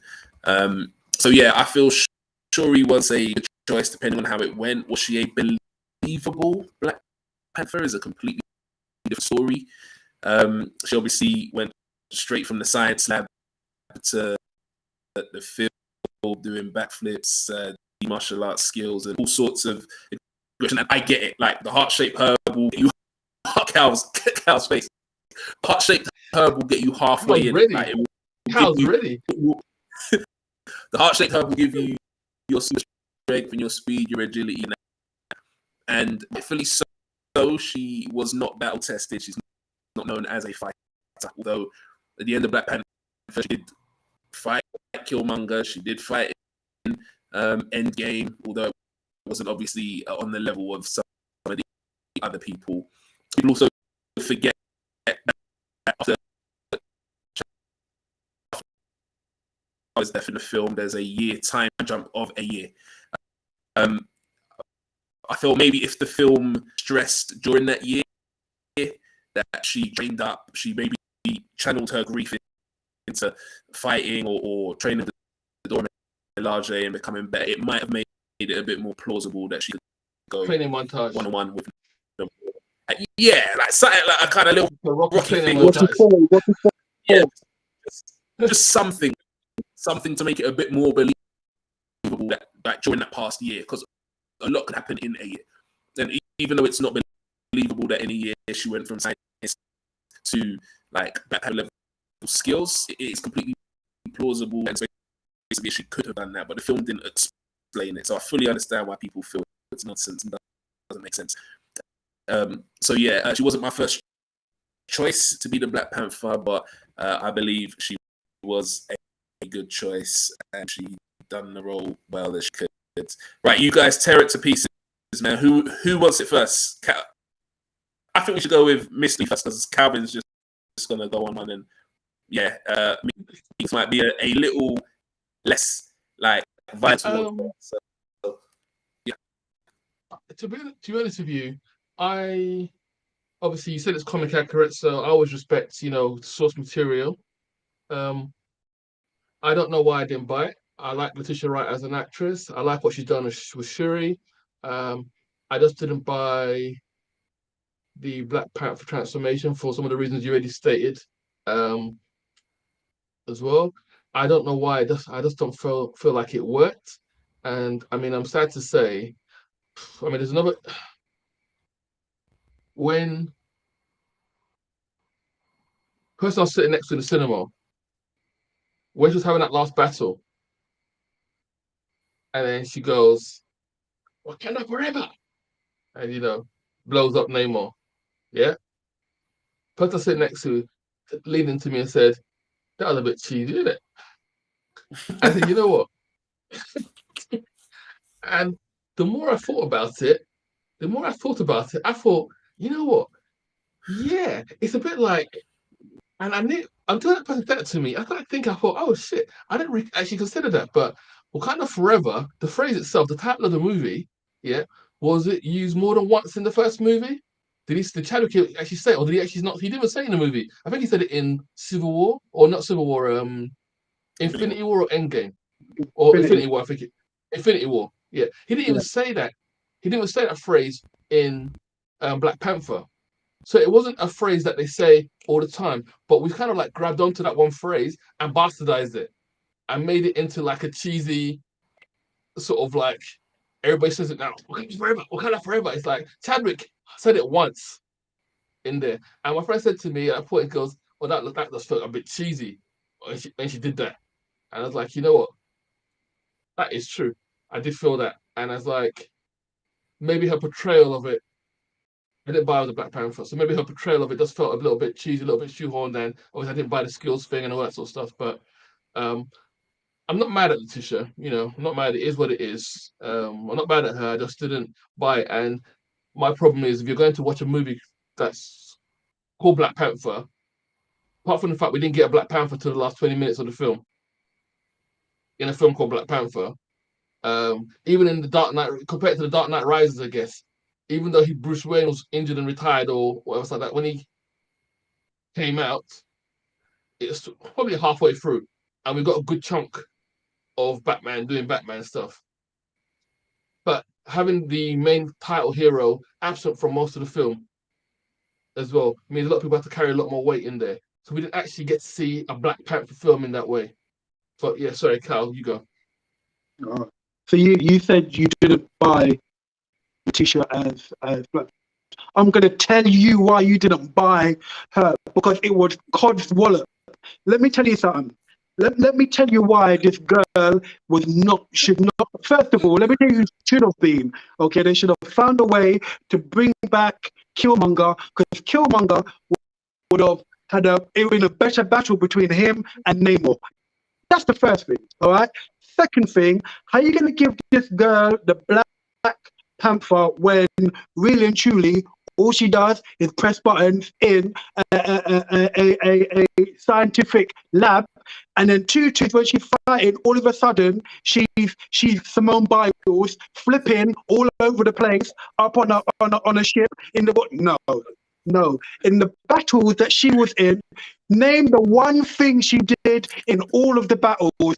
No, I'll tell you, she shot 2 things. That's it. Now she incorporated that into the suit. I actually like that, because that was her thing. So that, you know what, I like that. I respect that. But she should not have been the Black Panther, even if, as Big Matt said, that year difference, she had done a little bit of training and whatnot, which is plausible, because I'm sure as the king and queen's daughter, she would have had some sort of combat training. I have no doubt about that. But you're telling me she, after being, and she beat Namor? Really? she should not have been the Black Panther at all. I think her arc in the story was very good. Cool, no problem with that. I get why they made her the Black Panther, but they should not have made her the Black Panther. And that's why I said that this to me wasn't a Black Panther movie, because as you said, we got Black Panther at 2 minutes at the end of the movie. That was it. It wasn't a Black Panther movie to me. And then when they met this girl, the Black Panther, I remember sitting there, and when she was saying "Yibambe, Yibambe," I was cringing because it just didn't seem it weren't right. And then with her little skinny body with on top, I was like, "Come on, no, I wasn't having it. I wasn't having it. I didn't like it. I don't think that it was the right choice. Mystery, you don't buy it because there's nothing to buy." And Big Matt, listen, I've got all the respect for you. You're too nice, okay? Say it as it is, my brethren. I weren't happy, as you guys can see. I was not happy with her being Black Panther. I like the way she played her role as Shuri. I think she played it very well. I love the character arc, but it didn't head towards the Black Panther. Now, personally, obviously, Killmonger couldn't come back. They could have made him come back from the somehow, but if not, I would have much rather seen Okoye. Okoye could have been the Black Panther, okay, because she's got the skills to go up against a warrior like Namor. Even there, I say, like Michaela Cole character, just a little time that you saw her, you could see she had skills, you know, so you could have used any of the Dora Milaje, could use any of them, or even M'Baku. Even M'Baku, though, I would even say, not even so much him, because I like the role that he played. Big Matt said it was more of a big brother type, and I loved that. I think he played that really well. But Shuri, get out my face. That's all I have to say. In summary, Cal, you say Killmonger should have been somehow brought back, maybe multiverse. Yeah. Matt, you say also Killmonger or yeah, I would have liked Killmonger, to be honest. Favorite choice overwhelmingly. And if not that, I understand why I'm the Shuri route. But, so Killmonger, you say Killmonger or Okoye. I say Nakia.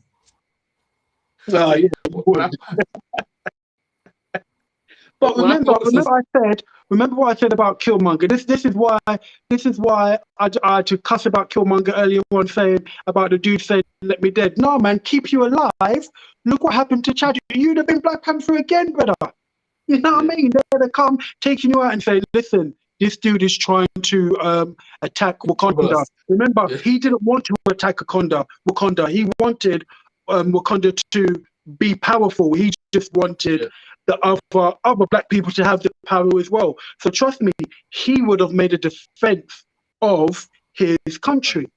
You know what I mean? Because he didn't want it to burn down. He wanted to make it as strong and make his people strong. So believe me, he would have been the right person as well. What are you telling the man that he just wanted dead for? No, man. Let me write that for free. All right. And drawing into the end, we're going to ask now, what does the future hold for the Black Panther franchise? What does the future look like? What's happening? I mean, we could talk about the end credit scene, the one end credit scene with... Actually, sorry, before we go there, sorry, I've jumped a bit ahead. You mentioned Killmonger quite a few times, yeah? Were you surprised to... I mean, I know you guys saw spoilers ahead of time, yeah? But do you think it had the desired effect as a cameo? Yeah. Do you think people were like, whoa, when he turned up? Yeah. In my cinema showing, people really reached out. It was like probably one of the biggest. It drew one of the biggest audible gasps in the cinema when he actually came back. So I thought it worked very effectively. And as I don't know. As Cal touched upon earlier, in terms of her arc similarities between Shuri and Killmonger, I felt it works really well. It wasn't just shown as a wow, let's bring back Michael. We actually made the motive to match up. 100%. Yeah. And I must say, I totally agree with you, Big Mac, 100%. But also want to just throw out there, his cardigan was a thing of beauty. Anybody who knows me Excellent. knows I'm a cardigan guy. But that cardigan, that white, long cardigan, I'm finding it from somewhere and I'm purchasing it. Wicked If cardigan. anybody out there in the metaverse or internetverse finds a Killmonger white cardigan, please send it to We Talk Film for Cal. Please, please. All right. I don't know if I feel it had the same impact as a cameo in comparison to the other big cameos. For example, I mean, you're not going to touch, obviously, bringing out 3 Spider-Man in No Way Home, sort of thing. So it didn't match that level. And I don't know if there's another character they could have brought out. I just don't feel it had that, because I was kind of, even I didn't read any spoilers at all. I didn't read any spoilers. I wasn't shocked to see him. Maybe because I saw him at the premiere. Maybe. Maybe because of that. But I wasn't shocked to see him. I wasn't like, hurrah, it's Killmonger. I'd been more shocked to see Robert Downey Jr. in the Essential Plane or something. But I just wasn't shocked to see him. And I was just wondering if there could have been a bigger cameo to get people talking. I haven't seen. You know what? I didn't. That is a good point, and that leads into what me and Cal were talking about earlier.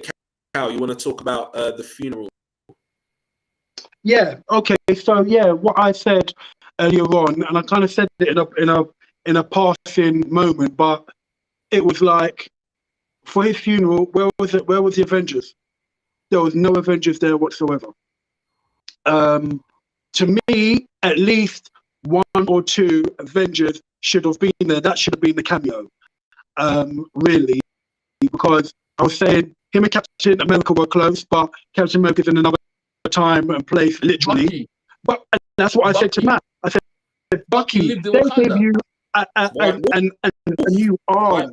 You know what I mean? He should have been there at least. So for me, they could have put a few other cameos Marvel-wise in there.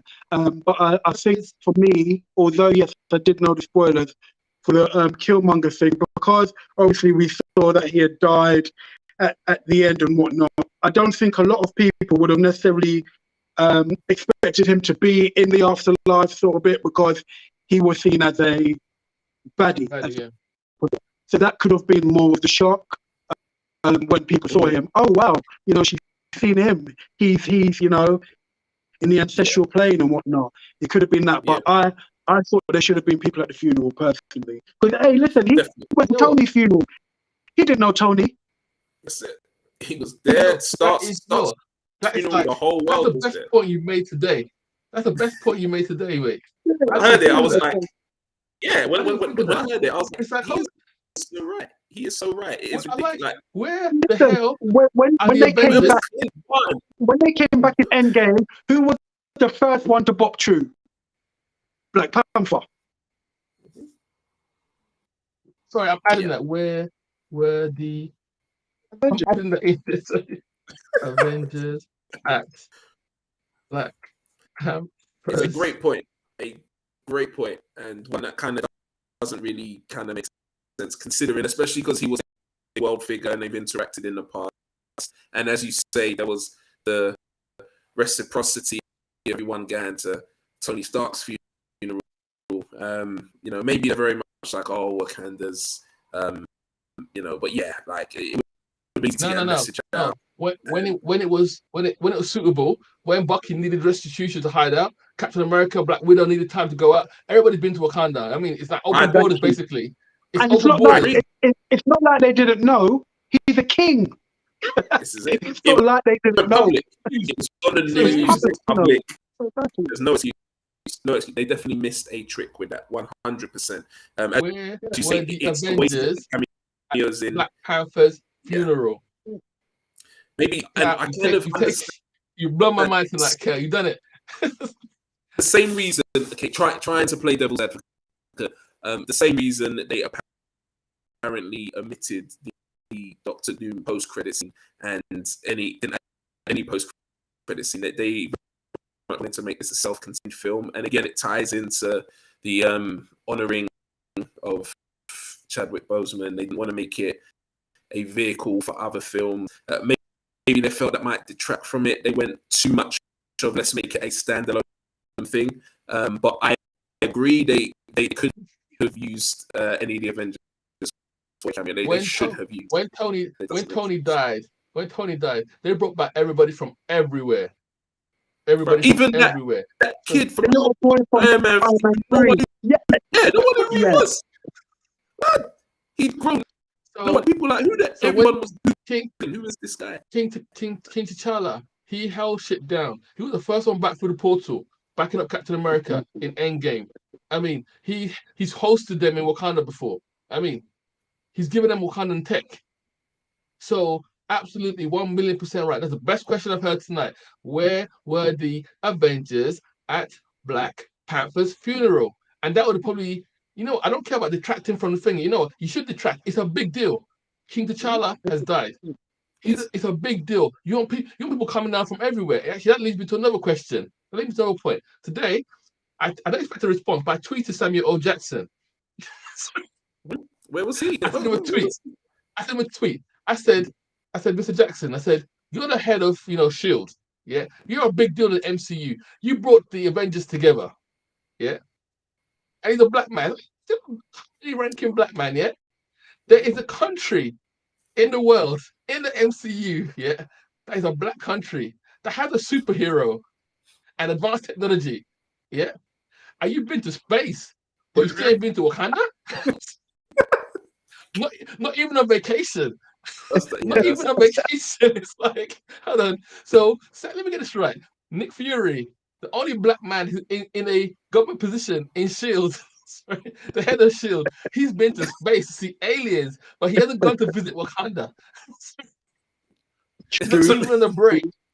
Even on vacation. Maybe, like, Secret Wars, maybe, hopefully, I don't know. But then it's which version of Nick Fury? Is it a Skrull one? The one in space has been in space for a minute.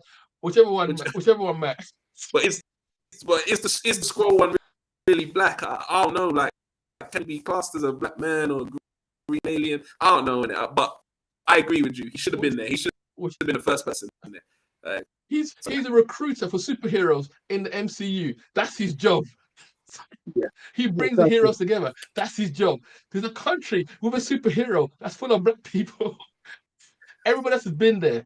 Captain America's been there. Bucky's been there. Bucky was chilling. Bucky trying to have a little romance with everyone's been there. Well, Sam Jackson ain't even gone for a little bit R&R in Wakanda. Sam Jackson likes his tech. Sam Jackson likes his tech. Sam Jackson likes, superheroes as a black one, and you ain't seen him. I was like, wow, okay. Interesting. But yeah, so kind of that would have been my cameo. Sam Jackson, that should have been my cameo, right? And they could hook him up with some. He should have been at the funeral. Yeah. He should have been at the funeral. Hook him up with a vibranium suit, some vibranium gun something, vibranium eye patch on Nick Fury. Hooked him up. All right, sorry.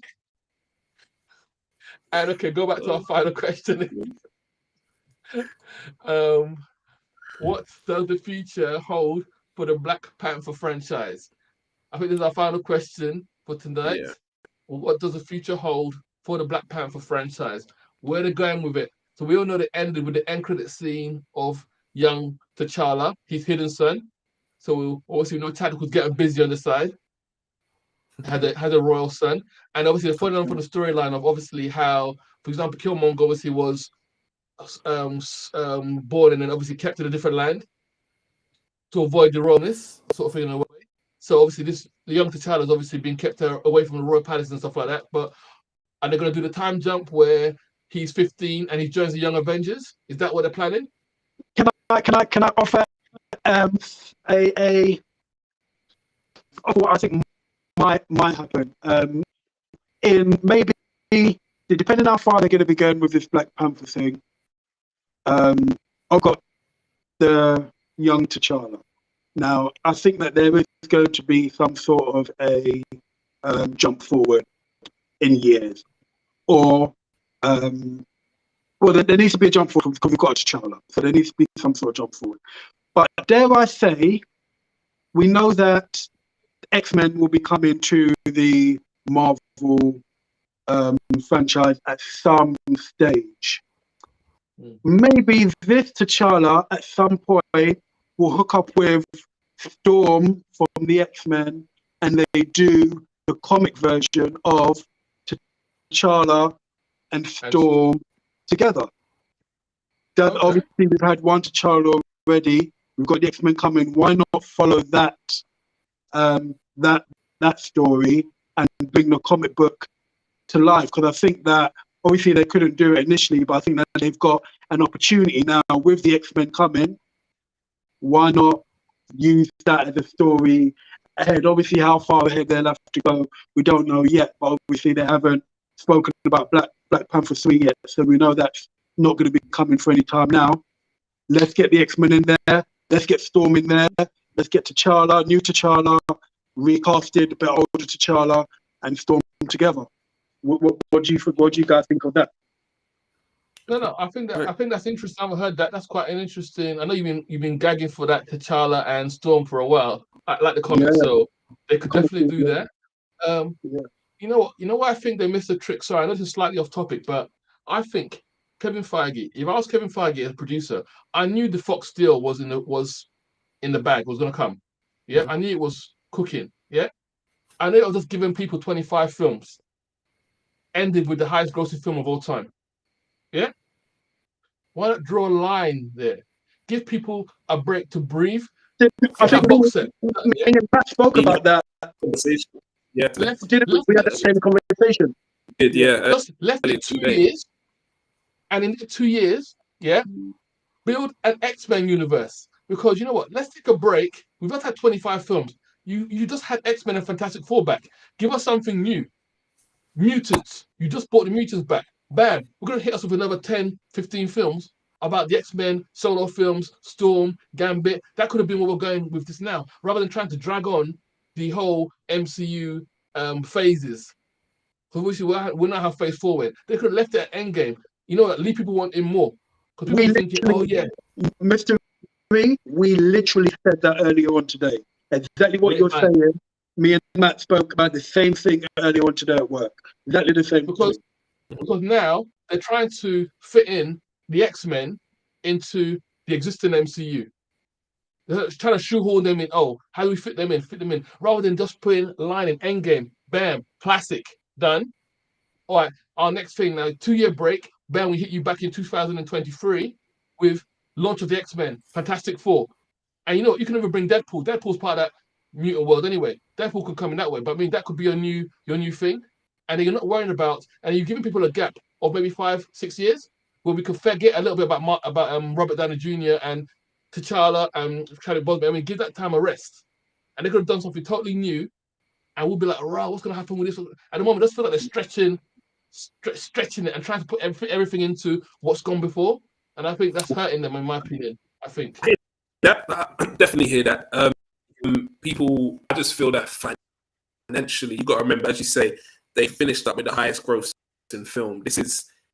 They paid a lot of money for all of them deals. They paid a lot of money for the character rights, the co-agreement they have with Sony to get Spider-Man. They're basically printing money. These superhero films were in hundreds of millions and billions even. So it got to a point where even though creatively what you're saying is correct, and I would have loved them to do it financially. If you're telling Iger and all of the top Disney heads, we're just going to take a break, and all the shareholders, they're going to look at you like, are you nuts? Like, these films, obviously no one could have predicted COVID, which decimated the film industry, but I feel like they were on the crest of a wave. They were riding it, and from a financial perspective, they had to keep making the films until the wheels fall off. I do feel superhero fatigue has set in, and that's not the film, but the series. Again, as me and Cal were discussing, the Disney Plus series have kind of stagnated. There's not really much kind of going there. But as long as the franchises were making money, they have to keep making them films. Touching back on the future of Black Panther and it holds, obviously, it left with a son.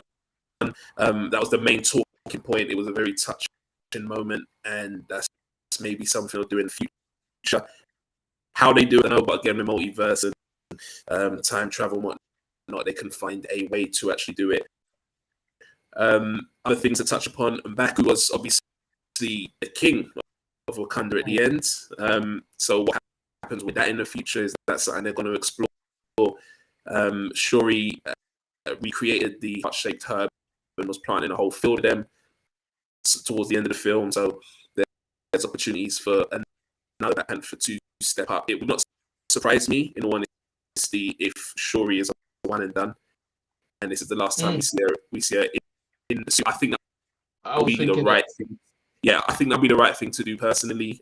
Just wrap it up in that story as part of the tribute, part of the character arc. Great, but move on with someone else moving forward. As we say, because these phases are planned out years in advance, and there's nothing on the slate for another Black Panther film in phase 5 or 6. So we're not going to get something for a good maybe 4 or 5 years, which is enough time for them to probably cast a new T'Challa or get another T'Challa from multiverse or do whatever. Everyone has had time to grieve and mourn with this film, move on with the franchise moving forward, and go on from there. There's lots of different directions they can go in. Sorry, Meeks. So Matt, you mentioned Shuri planting the herb, yeah? Yeah. The plant. Yeah. My problem with that as well, that part of the story was she's not somebody who believed in the ancestral plane and that whole area of it. Shuri, from part 1 and part 2, has always been technology. And she said to her mother, I'm not trying to recreate the Black Panther program. I was trying to save my brother's life. That's all she wanted to get the herb for. She's always been about technology. And she said, we don't need mystics, we don't need plants, we need better tech. That's her thing. So I was kind of expecting her to, rather than become a new Black Panther, to advance technology, because they've got this ability, they've got the skill to do it. I mean, I know they tried to do it with those suits that we didn't like the look of, but that's a design thing. They could, I mean, they joked about that, didn't they? Because Okoye said the suits are ugly. Yeah. So they joked about it. So they know that already. But I would have thought that's a better way to advance Shuri's story in the franchise. And then she's not the queen. Obviously, Back was the king. Mother's gone, and she's not the Black Panther. She should be doing the tech. She's basically, to me, she's a more believable Tony Stark. Not Tony Stark. More believable Riri Williams. Sorry, I didn't buy Riri Williams as a tech genius. I buy Shuri as a tech genius. I've seen Shuri operate on Vision, get an Infinity Stone now. I've seen Shuri do her stuff. She is tech.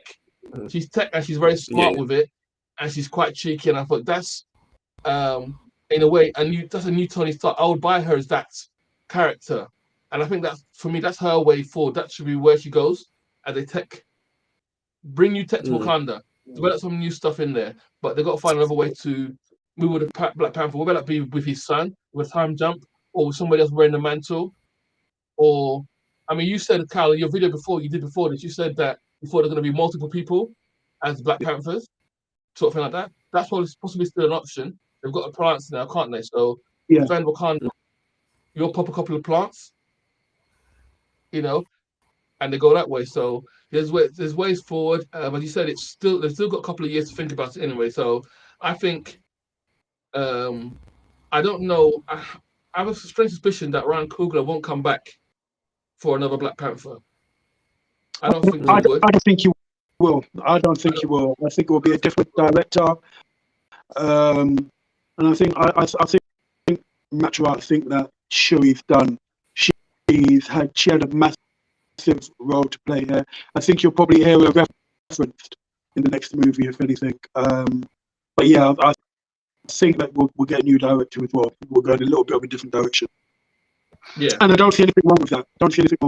I think Google's done 1 and 2. He's done himself proud. No issues there. Yeah. If Chadwick was still here, I think Coogler would have gone for a trilogy. I think if Chadwick had survived, I think Coogler would have gone for a 3-part trilogy. A bit like Nolan was planning with Bale. And he wanted Heath Ledger as well to be part of that, but obviously Heath died. But I think that those directors, they get them together, a bit like Matt Reeves now has with Patterson. It's like they want to go for a trilogy. So I think if Chadwick had survived, he would have definitely done a trilogy. But without Chadwick, I think they've said goodbye to Chadwick. And I think, as you said, with a 5-year gap, I think Coogler's going to move away from it now, and Marvel will move in a different direction with it. Again, there's more than one black. If it has to be a black director, there's more than one black director. Yeah. So I think his relationship was with Chadwick, and I think he's wrapped that now. I think so. I don't think he'll be back for that. To be honest with you, they'll go a different direction. But they've got a couple of years to think about it anyway. Yeah, definitely. Yeah. All right. Well, I think we have torn Wakanda forever to pieces. Definitely. I think we have dissected. I don't think we missed anything. I think every character, CIA, M'Baku, Shuri, Queen Ramonda, name. I think everybody's had Okoye, Nakia. Everybody's had their moments. We've talked about everything. Oh, Talked about just one last thing. One last thing we'll say is what's the name of them blue suits? That Midnight Angels. Okay, Midnight Angel. The Midnight worst suit I have ever seen. Ever. I was at work today and I was cutting some out and I brought up a picture now. Do you guys remember? You remember Mac 1? Yeah, with Will Smith and Tommy Lee Jones. And there's a bit where this car's trying to leave and this alien's having a baby and they give birth to a little baby. That outfit look like that baby. It's the worst outfit ever, and whoever designed that outfit needs to be slapped with a brick. You're absolutely right. I thought I seen this one before. Men in Black 1, yes. Alien baby. Yeah. Alien baby. Yeah. Worst. Whoever designed that needs to be frozen in time and just never just done. Yeah, there you go. Bang on. Spot on. Yes, brother. Bang on. Yeah. Worst one ever. That's the Midnight Angel right there. Boy. Disgusting. So, obviously, we had a couple of people stay with us tonight. Thank you. You stayed with us all the way through. I know we've been chatting for a long time. If anybody watches this on a replay, still advise you to go and watch Wakanda Forever, Black Panther 2. It's still a good movie. It's a solid movie. We've had some negative things to say about it. We also had some positive things to say about it. We all generally did all like the movie. We just had issues with certain things. And definitely still recommend that you do watch Black Panther 2, Wakanda Forever. It's definitely worth a watch. If nothing else, it is a very fitting tribute to Chadwick Boseman. Great way to say goodbye to him. And that definitely had me in my feelings. And yeah, definitely worth a watch. Complete Phase 4, whatever you thought of Phase 4, it's an ending. It's an ending of Phase 4. And on to what starts Phase 5? Is it Ant-Man and the Wasp Quantumania? Is that start Phase 5? Yeah. Quantumania. Quantumania. So yeah, well, we'll see. Ant-Man is a fan favorite, so hopefully Marvel kind of conquer it. Jonathan Majors. Jonathan Majors, yeah, the man that's everywhere right now. Man's across TV and movies. Man's in Creed. I'm just saying it now. That guy is a walking steroid. Have you seen the side of him? He looks good. He looks really good. Yeah. He looks amazing. Oh, I'm gonna go off topic for 1 second before we go. I need to know how you guys feel about this, and it is kind of related because I'm gonna bring in Michael B. Jordan, about to make his directorial debut in March, 3/3/2003, Creed 3. He's about to drop it. So it is linked because it is Michael B. Jordan. But how do you guys feel? Do you feel there's any level of betrayal in the fact that Stallone says he's been cut out? We were talking about this earlier. It's crazy as well. We talked about it earlier. We're touching upon all the things we could talk about. I definitely feel, on one hand, I feel for him. Obviously, that Stallone baby made it. For the first Rocky was a fantastic success, and it's his thing, it's his baby, and he's obviously got beef with those who own the rights. And he was speaking in a recent interview about he really wanted that to be signed, and it's a shame it did. But as a character of Rocky, you can do. It was the right decision to phase him out. There's only so much. He's not boxing anymore. He's too old for that. Wise counsel. Things yeah, I feel like they reached the end. They really with that. Okay, my issues with it, and I'm trying not to attach your issue to Michael B. Jordan, because I read it very carefully. Stallone didn't say anything bad about Michael B. Jordan, even though he's got some thoughts, but he didn't say them. Yeah, my issue with it, is if you're gonna mirror the original Rocky trilogy, Rocky's trainer dies against in Rocky 3, where Rocky already has cancer, receiving chemo. You could have given him that cameo, and the first 20 minutes, 30 minutes in, he passes away, and we have a funeral for Rocky. You see the end of Rocky in that way, a bit like giving that character a good send off. If you're cutting him out of the franchise, then give him that send off. Number one, okay, you don't want to do that, fair enough. Then number two, his name should still be on the executive producers. This is his thing. And I don't feel like it. To me, it doesn't feel official if Sylvester Stallone isn't involved in it. He doesn't have to be on screen. He doesn't have to be directing or even writing. But Rocky is Sylvester Stallone, so they respect. Because his comment, he said that Michael B. Jordan's an executive producer on it. The Ring Club Brothers, whoever they are, the executive producers on it. So everybody's an executive producer on Creed 3 except him. Now, to me, that feels nasty. That feels real nasty. That's he's earned it. He's earned that franchise. Put his name on it. You don't have to give him a say or right or anything like that. But his name should be in the credits as one of the producers, executive producers. What are we going to put in Nanas? So Rocky is Sylvester Stallone. That whole franchise is there, man. I would feel better if that was the case. And I hope that before it drops, that they work something out. Even if it involves Michael B. Jordan and Stallone having a conversation. I just hope they work something out. Because I'll feel better about it. He doesn't have to. You said he's too old to fight, whatever like that, but he built that.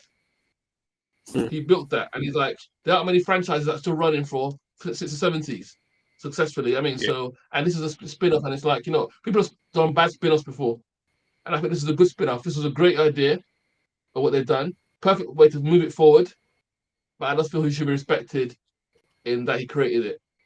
I mean, George Lucas's name is still at the end of Star Wars. You don't make Star Wars no more, but you respect the person who made it. That's all. That's what I want. Put some respect on his name. I'm not the biggest. I haven't enjoyed the Creed movies that much, if I'm to be honest. Okay. But I mirror exactly what you're saying.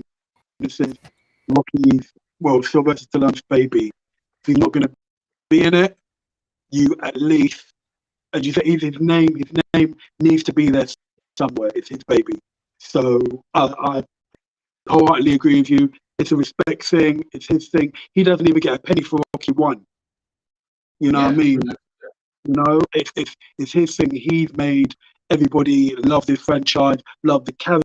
It's all down to him. So yeah, he deserves to be a part of it in some way. So and the thing is, I know we lost Matt for a minute. The thing is, they didn't even try and do the they don't mention him at all, because the trailer for Creed 3, Adonis Creed, Michael B. Jordan mentions him. He mentions him in the trailer. He says, I built my career on the backs of Rocky. He mentions him. If you're going to mention him, you're still, in a way, living off him, that character. Yeah. So I would have liked them to have still stuck his name. If you're going to mention him, I think he should still be in there. But anyway, that was my tangent.